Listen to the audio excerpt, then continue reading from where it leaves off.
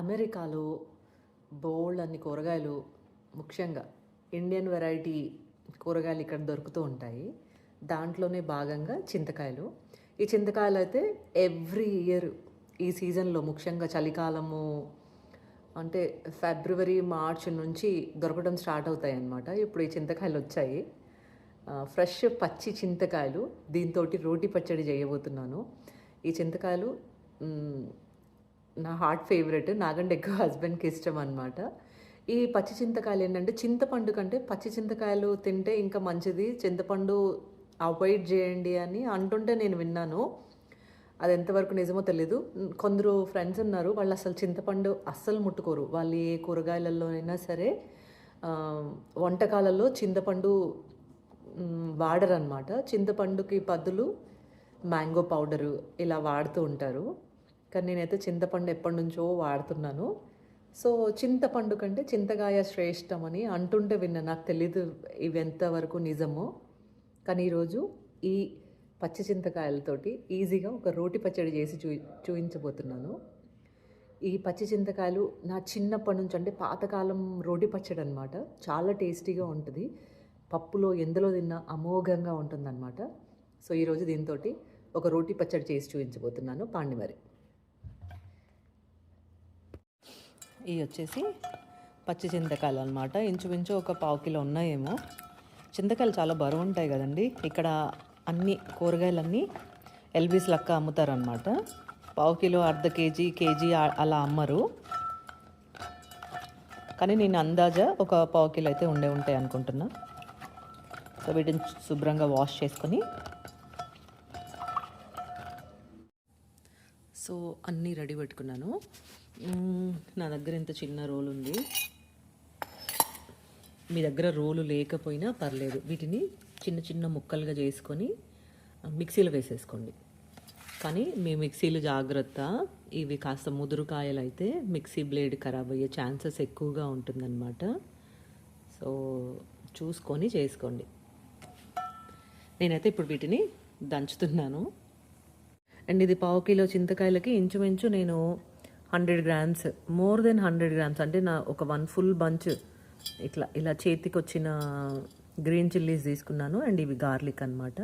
ఇప్పుడు వీటన్నిటిని దీంట్లో వేసి చితగ్గొట్టాలి.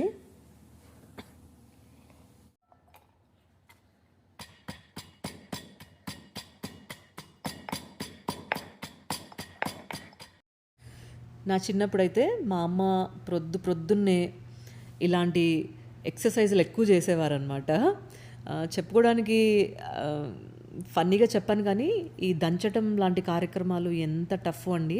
అందులో ఫ్యామిలీ పెద్దదైతే ఇడ్లీ పప్పు, దోసపప్పు, చట్నీలు, వడపప్పు, పూర్ణాల పప్పు ఇలాంటివన్నీ దంచేటప్పుడు పాపం మా అమ్మకి చేతులు నొప్పులేసేటివి. ఆవిడకి షోల్డర్స్ పెయిన్ ఉండేది. అందులో బోన్స్ ఆవిడకి అర్లీ ఏజ్లోనే అరిగిపోయాయని డాక్టర్లు చెప్పారు. నరాల వీక్నెస్ ఇలాంటివన్నీ ఆవిడకి చాలా త్వరగా వచ్చాయండి. అయినా సరే ఫ్యామిలీలో అందరూ, నాన్న జాబ్కి వెళ్ళేవారు, మేము స్కూల్స్కి వెళ్ళేవాళ్ళము, అందరూ తిని వెళ్ళాలని ఆవిడ ఆతృత. ఎంత పని చేసేవారో. అప్పుడప్పుడు ఆవిడని చూస్తే చాలా జాలి అనిపించేది. చాలా ప్రేమ, చాలా గౌరవం వచ్చేసింది ఆవిడ పైన. ఇప్పుడు పెద్దయ్యాక మాకు ఎన్ని సుఖాలు వచ్చాయి అని నేను అనుకుంటాను. ఆవిడ ఇప్పటికీ చెప్తారు, మా రోజులు వేరు, మీ రోజులు వేరు అని. ఇక అన్నీ ఎచ్చపచ్చగా దంచేసుకున్నానండి. మన టేస్ట్కి సరిపడా సాల్ట్ ఈ చిల్లీస్ అండ్ గార్లిక్లో వేసుకొని అన్నీ ఎచ్చపచ్చగా దంచుకొని వీటన్నిటిని ఒకసారి మిక్సీలో వేసుకొని మళ్ళీ మెత్తగా దంచుకోవాలన్నమాట. ఏదో అట్లా ఆగబట్టలేక ఈ రోల్లో దంచేసుకున్నాను. బట్ రోట్లో చేసిన పచ్చడి నిజంగానే చాలా చాలా టేస్ట్ అనిపిస్తుంది. కొంచెం చిత్త కొట్టిన తర్వాత మిక్సీలో వేసాను. అంతా మిక్సీలో వేసి గ్రైండ్ చేసిన తర్వాత ఇది ఇలా కొంచెం బరుసుగా ఇలా అయిందనమాట. ఇప్పుడు దీనికి మనము తాలింపు పెట్టుకోవాలి. దీంట్లో మనము దంచేటప్పుడు, అంటే గ్రైండ్ చేసుకునేటప్పుడు యాడ్ చేసిన గ్రీన్ చిల్లీస్ అండ్ పచ్చి చింతకాయ అండ్ గార్లిక్ రెబ్బలు, సాల్ట్, ఈ 4 ఇంగ్రీడియంట్స్ తోటి మనం ఈ పచ్చడి చేసుకున్నాం అనమాట. ఇప్పుడు దీనికి మనం తాలింపులో ఒక ప్యాన్ తీసుకొని, ప్యాన్ హీట్ ఎక్కిన తర్వాత దీంట్లో ఆయిల్ యాడ్ చేసుకొని దీంట్లో పోపు దినుసులన్నీ యాడ్ చేసుకోవాలి. దీంట్లో ఆయిల్ కాస్త ఎక్కువగా పడుతుంది.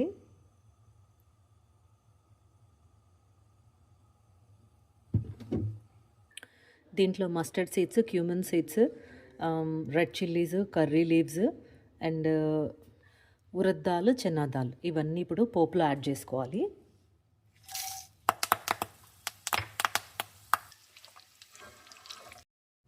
ఆయిల్లో వేసుకున్న పోపు దినుసులని ఒక మంచి రంగు వచ్చేంత వరకు లో ఫ్లేమ్ పైన ఫ్రై చేసుకోవాల్సి ఉంటుంది. దీంట్లోనే కాస్త హింగ్ యాడ్ చేసుకోవాలి.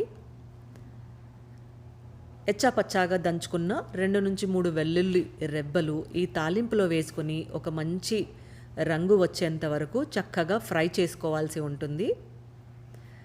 గార్లిక్ యాడ్ చేసిన తరువాత అరోమా అద్భుతంగా ఉంటుంది. దీంట్లో కాస్త టర్మరిక్ పసుపు యాడ్ చేసుకొని మనం ఎచ్చాపచ్చాగా ఒకసారి తర్వాత బరుసుగా గ్రైండ్ చేసుకున్న ఈ చింతకాయ పచ్చడిని తాలింపులో యాడ్ చేసుకొని ఆయిల్లో మిక్స్ అయ్యేలాగా చక్కగా మనము కలుపుకోవాల్సి ఉంటుందన్నమాట.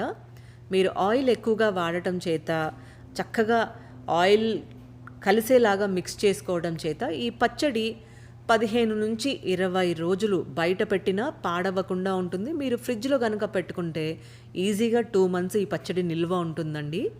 అండ్ టేస్ట్ చాలా అద్భుతంగా ఉంటుంది. నా చిన్నతనంలో మా ఇంట్లో పెద్దవాళ్ళు ఎక్కువగా మసాలాలు అస్సలు వాడేవారే కాదండి. చాలా సింపుల్ పచ్చళ్ళు ఎంతో టేస్టీగా అనిపిస్తూ ఉండేటివి.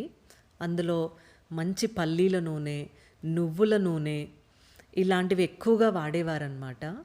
అందులో ఇప్పుడు మీరు పచ్చడి చూస్తున్నారు కదా, చూడ్డానికి ఎంత అద్భుతంగా ఉందో, తింటే కూడా అంతే అద్భుతంగా ఉంది. ఇవి పాతకాల పచ్చళ్ళని నేను అంటూ ఉంటాను. ఇవి టేస్ట్లో కూడా ఎంతో అమోఘంగా అద్భుతంగా ఉంటాయి సింపుల్ ఇంగ్రీడియంట్స్ తోటి. ఒకసారి లాస్ట్కి మాత్రం మళ్ళీ మీరు పచ్చడి టేస్ట్ చూసుకొని మీ టేస్ట్కి సరిపడినంత సాల్ట్ యాడ్ చేసుకొని చక్కగా మిక్స్ చేసుకోవాల్సి ఉంటుందన్నమాట.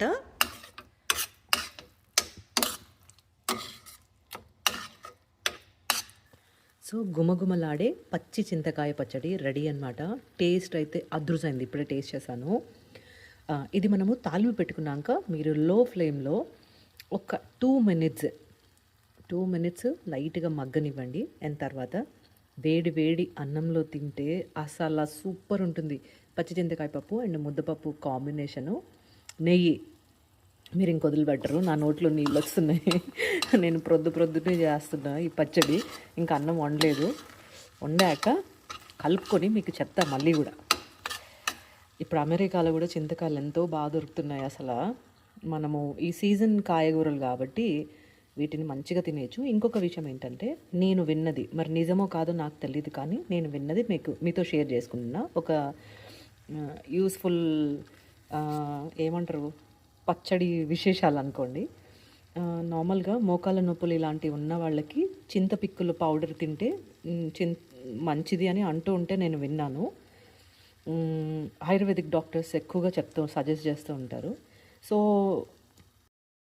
అమెరికాలో చింత పిక్కలు అంటే చింత విత్తనాలు దొరకవు కాబట్టి ముదిరిన చింతకాయలలో ముదిరిన చింతకాయ విత్తనాలు ఉంటాయి. సో మీరు మొత్తం కలిపి పచ్చడి కనుక చేసుకుంటే మోకాళ్ళకి మంచిదని నేను అనుకుంటున్నాను. నాకు ఎంతవరకు నిజమో తెలీదు, కానీ టేస్ట్ మాత్రం చాలా చాలా బాగుంటుంది. ఇప్పుడు నేను చేసింది ముదిరిన చింతకాయలతోనే చింతకాయ చట్నీ. నేనైతే ఎన్నాళ్ళో ఎదురు చూస్తూ ఉండేదాన్ని, ఒకప్పుడు చింతకాయలు ఎప్పుడెప్పుడు దొరుకుతాయా అని. ఫైనల్లీ ఒక 6-7 years నుంచి పచ్చి చింతకాయలు దొరకడం అమెరికాలో స్టార్ట్ అయ్యాయి అన్నమాట, ముఖ్యంగా డాలస్లో. సో చింతకాయ పచ్చడి అయితే చేసేసా. మీరు కూడా ట్రై చేయండి, మీకు ఎలా కుదిరిందో కామెంట్ చేయండి. రెసిపీ కూడా మళ్ళీ ఒకసారి ఏమేమి ఇంగ్రీడియంట్స్ పట్టాయో డిస్క్రిప్షన్లో పెడతాను నేను వీలైతే.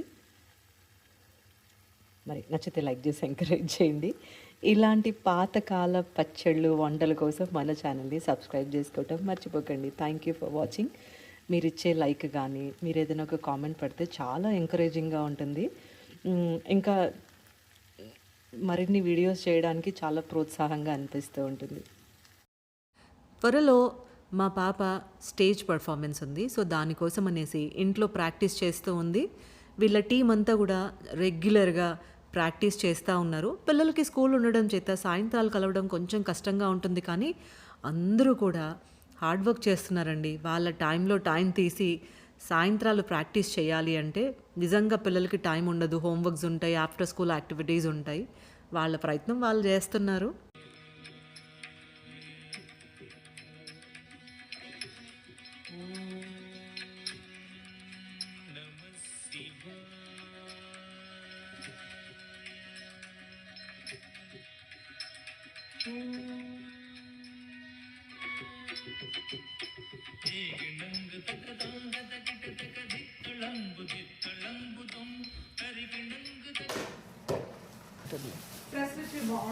అది మొన్న అదేనా తీసుకొచ్చింది, నాకు ఎందుకు అదే అనుకున్నట్టు గుర్తు. మొన్న మెక్సికోలో అయితే ట్రెస్లిచిస్ ఫ్రెంచ్ టోస్ట్ అనమాట, ఆ సిరప్ తోటి ఉంది.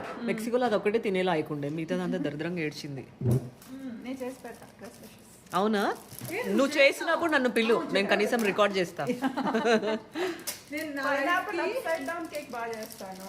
ఇలానే నీలాంటి వాళ్ళు ఫ్రెండ్స్ చేయటం చూసి నేను ఎగ్జైట్ అయిపోయి మొత్తం కేక్ సెట్ అన్ని ఆర్డర్ ఇచ్చాను. తర్వాత వరుసగా కేక్స్ బాగానే వస్తాయి, గొప్పగా రావు. అవన్నీ తిని తిని లిటరల్ గా ఆల్మోస్ట్ 5 kgs పుట్టానయ్యా. మన చేతితో చేసుకున్నాక పడే బుద్ధి కూడా కాదు, రాళ్ళైనా రప్పలైనా మనమే తింటే. నేను కేక్ డెకరేటింగ్ కోర్సెస్ చేశాను అన్నమాట. ఓ నైస్. గర్ల్ గ్రూప్లో ఒకరిది బర్త్డే అయితే తను విష్ చేయడానికని వాళ్ళ ఇంటికి వెళ్ళడం జరిగింది. సర్ప్రైజెస్ అయితే ఏం లేవండి, ఎందుకంటే తెలుసు బర్త్డే అంటే తప్పకుండా వచ్చి విష్ చేస్తామని. ఇక కేక్ తీసుకెళ్ళడం కూడా జరిగింది. అందరూ చాలా ఎంజాయ్ చేశాము. ఇలాంటి సెలబ్రేషన్స్లో కానీ పార్టీస్ లేదా ఫంక్షన్స్, పూజలు, వ్రతాలు ఇలాంటి సందర్భాలలో నన్ను ఇన్వైట్ చేసినప్పుడు నాతో జరిగే విషయం ఏంటంటే నేను చాలాసార్లు తినకుండా వచ్చేస్తాను, చెప్పకుండా వచ్చేస్తాను. ఎందుకంటే నన్ను తినమంటారని. ఎప్పుడైతే సెలబ్రేషన్స్ ఉంటాయో మోస్ట్ ఆఫ్ ద టైమ్స్ నేను ఫాస్టింగ్ ఉంటాను లేదా అర్లీ డిన్నర్స్ ఉంటాయి అన్నమాట. సో నేను కొంచెం టైం పంక్చువల్ ఉంటాను. ఒకవేళ లేట్గా డిన్నర్ చేయాలి అంటే చాలా ముందు నుంచి ప్లాన్ చేసుకుంటాను అనమాట. ఈ విషయాలు వాళ్ళకి తెలీదు. సో నేను చెప్పాలని అనుకోలేదు. కొంతమందికి తెలిసి కూడా నా పైన కొన్నిసార్లు కోపం తెచ్చుకుంటుంటారు, బట్ అది స్వీట్ కోపము, నేను పెద్దగా పట్టించుకోను. కానీ చాలా చక్కగా ఎంజాయ్ చేసాము, మంచి టైం స్పెండ్ చేసాం అనిపించింది. వచ్చింది వచ్చింది, అక్కడో కేకు ఇక్కడో కేకు. దీని మీద కూడా క్యాండిల్స్ పెడతారా ఏమైనా? నువ్వు ఏకాదశుండు. ఒకసారి కాల్ చేయవా? ఇది వెలిగించాక భలే క్యూట్గా కనిపిస్తుంది. ఏ I'm just pulling your leg, అస్సలు సీరియస్ తీసుకోకు.